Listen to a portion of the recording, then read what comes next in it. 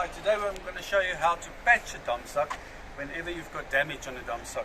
This is the patch method where we use a piece of Damsak material that's been cut out for a patch, and then glue as well.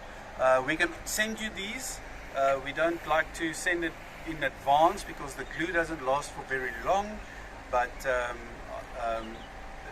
whenever you've got a problem, we can send it to you via Paxi or one of those services that goes from Pep stores to Pep stores or Ackermans to Ackermans and so on. So first I'm going to clean it. So I use acetone and a bit of a cotton to clean the patch, to make sure that it's absolutely fat free. And then this is my glue. I'm going to take this along, and I'm going to clean the Damsak as well.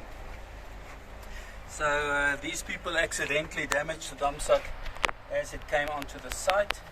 So I'm just going to use the acetone and clean around the patch as much, around the hole as much as I can, and make sure it's fat free. They've put a stick in there to basically stop the water from flowing too much.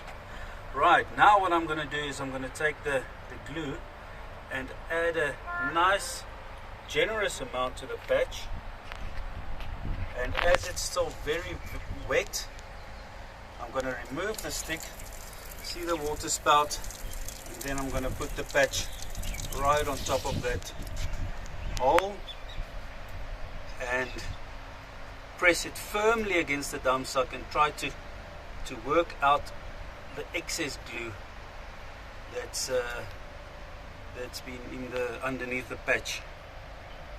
The glue method is an on-site temporary fix. If you can at all bring the Damsak to Damsak in Cullinan, we can fix it using the welding method, which is much more permanent. Using my other fingers as a squeegee to get the excess glue removed. Okay, then I'm just going to hold it there for another 2 minutes or so, and then it should be ready to go.